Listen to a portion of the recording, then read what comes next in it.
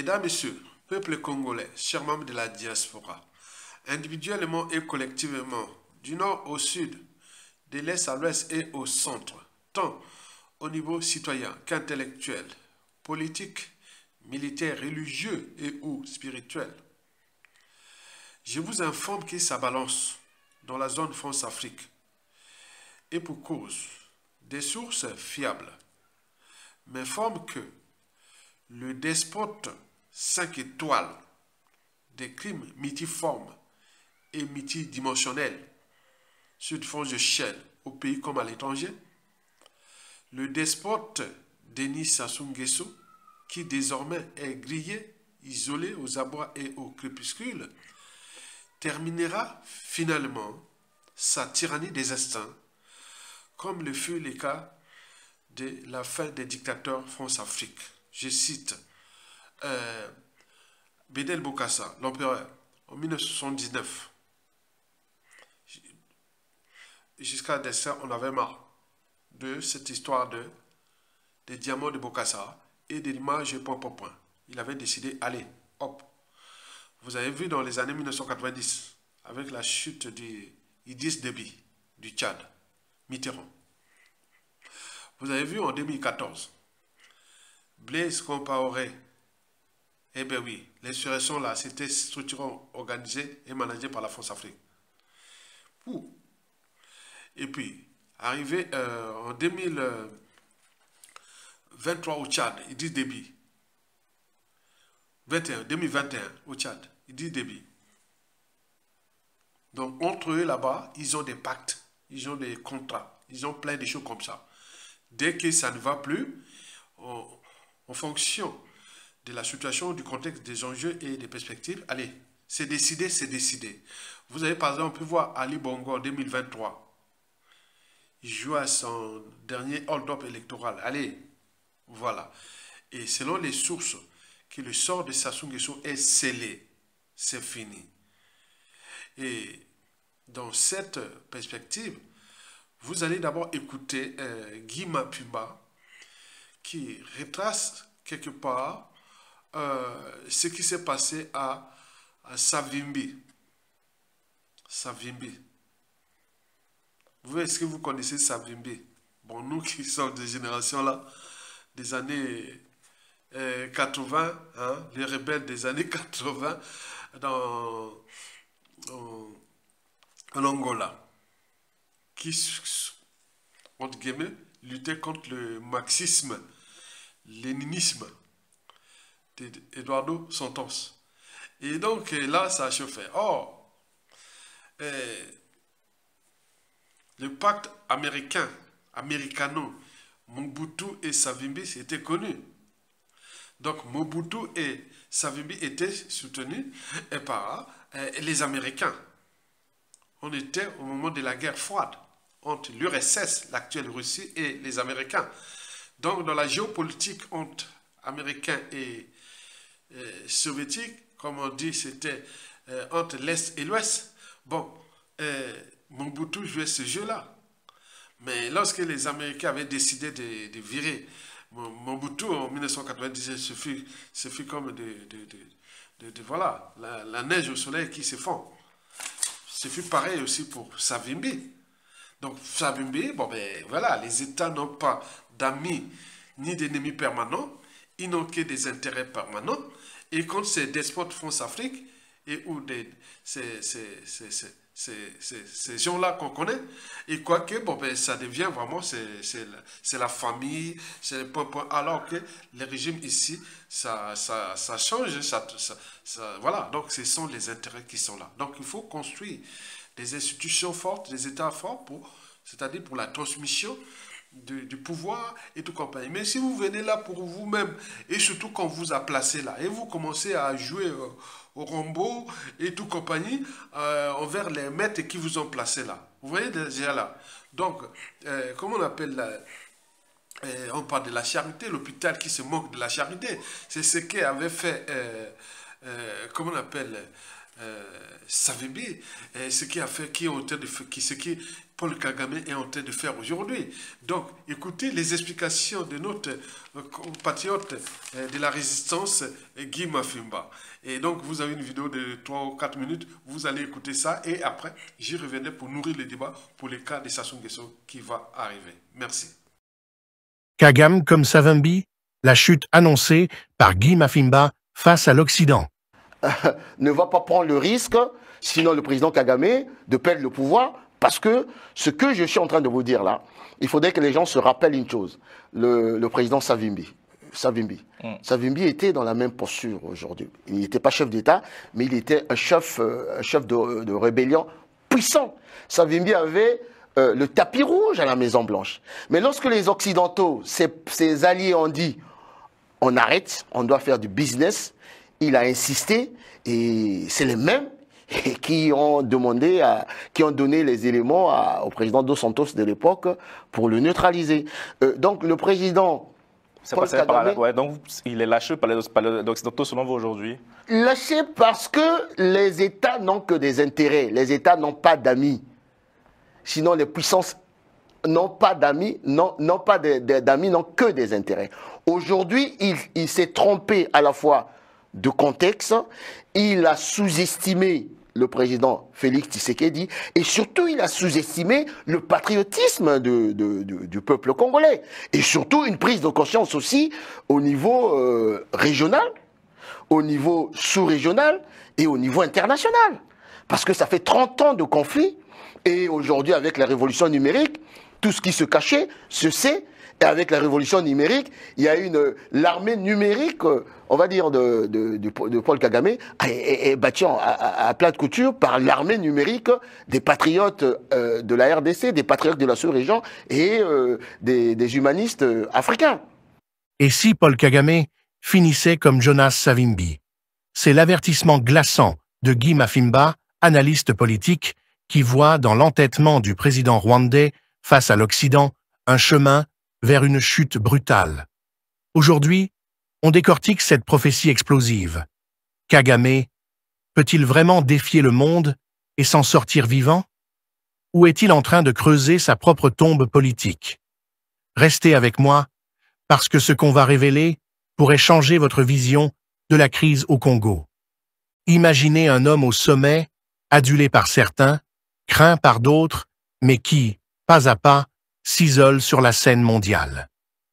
Paul Kagame, le maître de Kigali, dirige le Rwanda d'une main de fer depuis des décennies.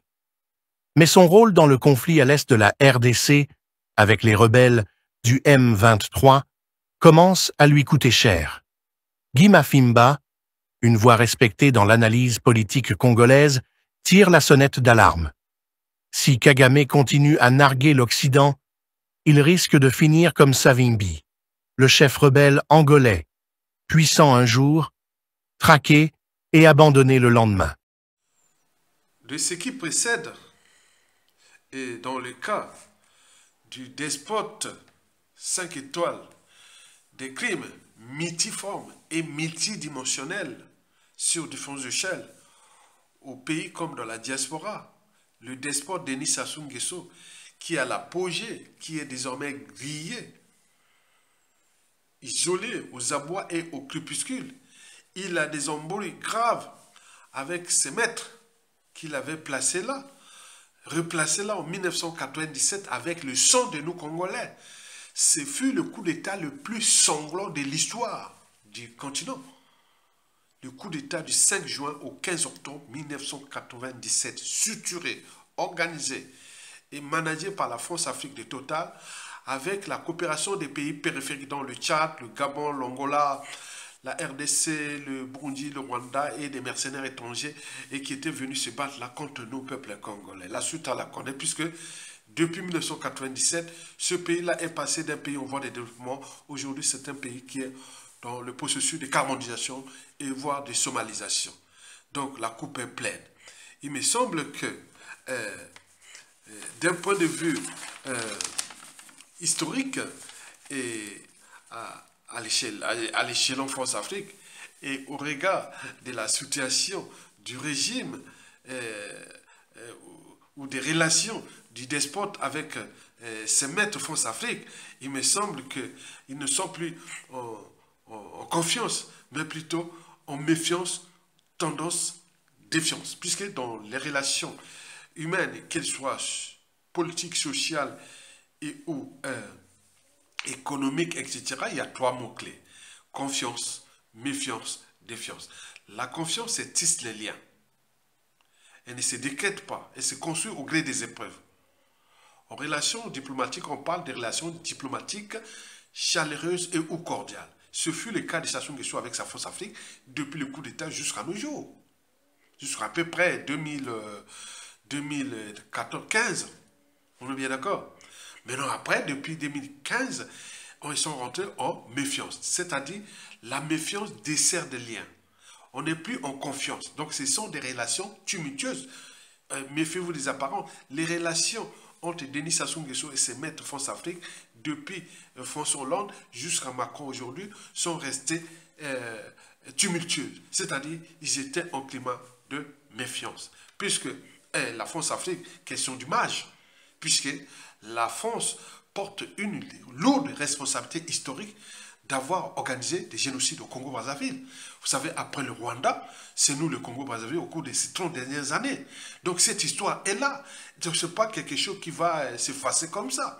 Et donc à tout instant, ces victimes et leurs enfants et petits-enfants peuvent devenir être aux affaires au Congo, et ça recommence à travers les instances de gouvernance globale. Cela veut dire que le Congo, ministre des Affaires étrangères, président de la République, ira voir l'Union africaine, il ira voir l'Union européenne, l'ONU, partout parler de génocide, de complicité des crimes que la France a vraiment fait au Congo. C'est que la magistrate Eva Joly n'a cessé de dénoncer que le Congo est le pays, Congo-Brazzaville, le pays le plus malheureux au monde, puisque la France avait laissé libre cours à Sassou Nguesso de détruire, de piétiner et autres, jusqu'à combien de temps encore.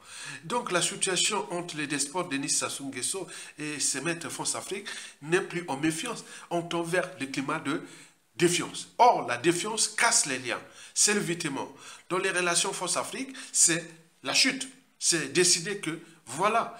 Donc, dans le contexte géopolitique et qui se dessine surtout entre le despote Denis Sassou Nguesso et les enjeux France-Afrique dans la sous-région, surtout avec notre grand voisin, la RDC, qui est maintenant du côté des Américains, qui revient pas à pas, qui va revenir aux mains des Américains.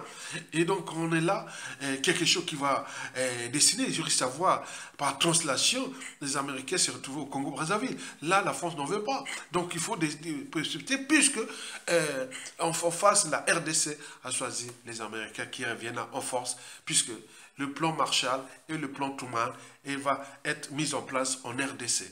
Et donc là, il risque d'avoir un décollage économique spectaculaire en RDC.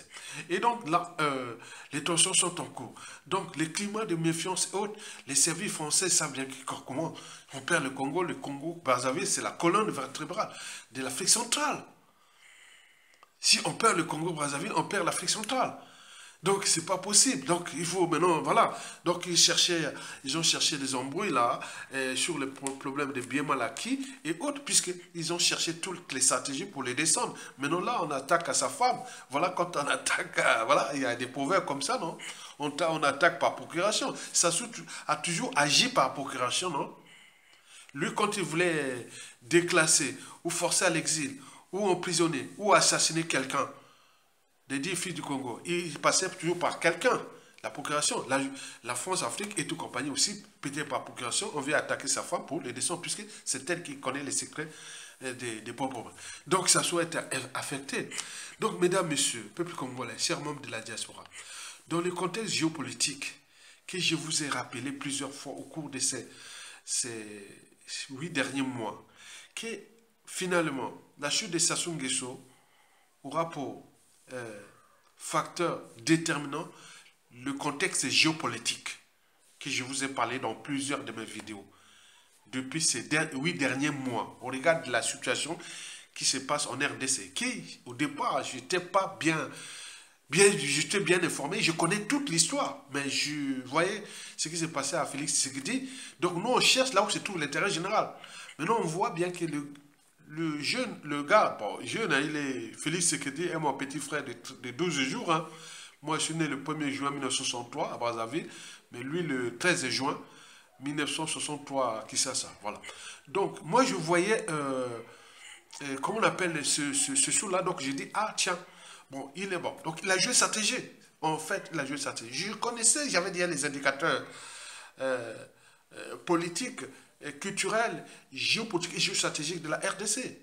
Oui, je connais très bien ce qui se passe de la RDC depuis les Mobutu jusqu'à nos jours. Donc, je voyais que, voilà, donc peut-être là, on voit qu'il y avait une stratégie. Et donc, cette stratégie-là commence à payer. Et donc, les ennemis de Félix Tshisekedi ou de la balkanisation de la RDC sous l'administration Joe Biden, eux ou des démocrates, là, c'est vraiment raté. Et donc là, donc, ces choses se rééquilibrent, se réorganisent. Et donc là, Sassou n'a plus de marge de manœuvre sous-régionale. Non, il est fini. Gardez Sassou Nguesso sur l'ensemble de la sous-région d'Afrique centrale. C'est quoi, pourquoi faire pour la France-Afrique? C'est pas lui qui va régler les problèmes de la Libye ou de la Ouest africaine ou autre. Déjà, la sous-région de son pays, c'est déjà la merde. Donc, c'est quelqu'un qui on a déjà décidé que c'est fini. Son sort est scellé. C'est qu'on nous informe. C'est-à-dire, qui n'a plus que le choix de se barrer. Tout seul. Parce que lorsqu'on a un cerveau, une âme et une conscience, savoir comprendre quand il faut partir, c'est de la sagesse. Être capable de le faire, c'est du courage. Pouvoir partir la tête haute, c'est de la dignité. Or, le despote Denis Sassou Nguesso, qui, depuis des années, n'est plus au stade d'humanité. Il n'a d'humanité que ses caractéristiques physiques.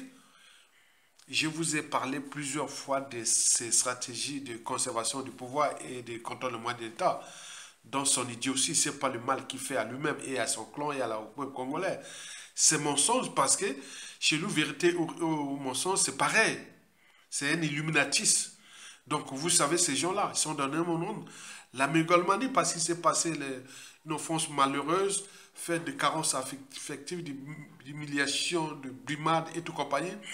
Étant donné que la France-Afrique l'avait laissé libre cours à exploiter ce pays, donc il se croyait vraiment au sommet de point, alors qu'il ne savait pas que toute dictature a durée de vie limitée, tout a un début et une fin, et que chez la France-Afrique, il n'y a pas d'intérêt, il n'y a pas d'amis permanents, ni d'ennemis permanents, et que des intérêts. À un moment donné, il ne fait pas la lecture de la chute de tous les dictateurs France-Afrique, comment ils ont été lâchés. Vous voyez? Donc sa mégalomanie va être vraiment hors service. Mais non, bon, le cynisme, avec son cynisme, il tuait les opposants dissidents et tout compagnie, et les témoins gênants. Et là, donc ça crée le climat de méfiance et défiance. Donc les crimes qui sortent et tout compagnie, donc tout le monde sait bien que, ah tiens, on était là, on servait un criminel qui est là, qui avait les moyens de l'État et tout compagnie, soutenu par une puissance économique et militaire, la France-Afrique, qui ont été lâchés. Maintenant, il y a les doutes.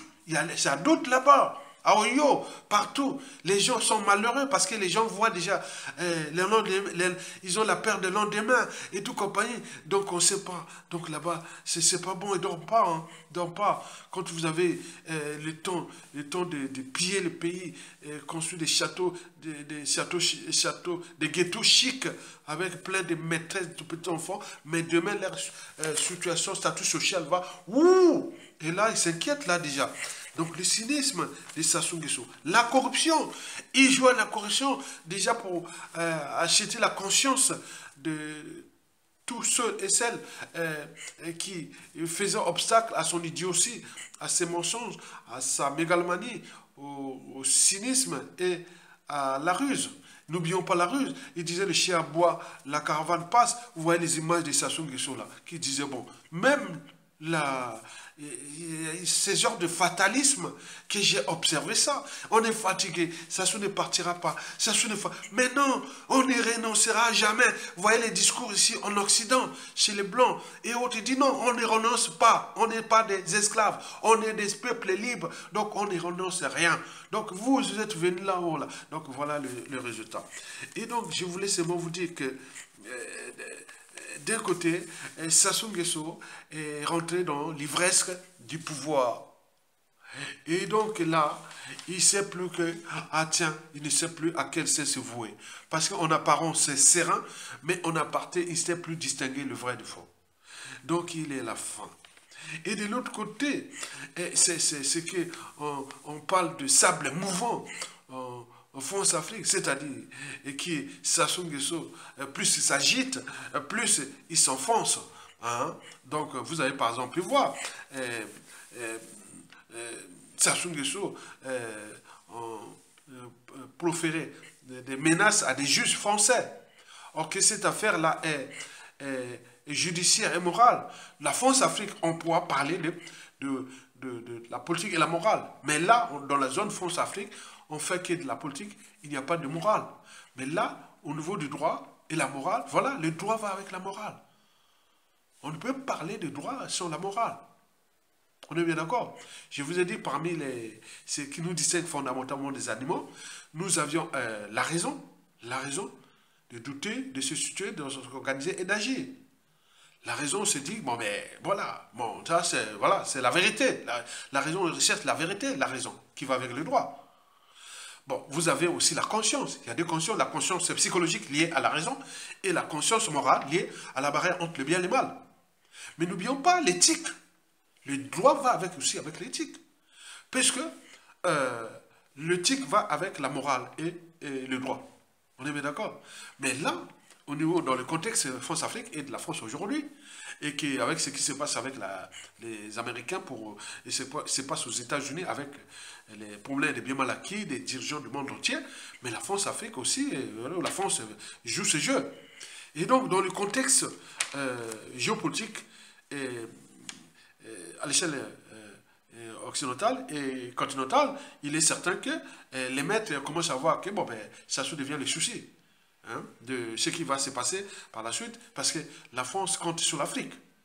Et parmi ces Afriques, il y a l'Afrique de l'Ouest, mais il y a aussi l'Afrique centrale, dont nous sommes les bassins les plus riches du continent, où il y a un pays qui est la colonne vertébrale d'Afrique centrale, c'est-à-dire le Congo-Brazzaville. Nous, Sassou Nguesso dégage, nous, en 10 ans, vous revenez au Congo, vous allez voir un pays nickel.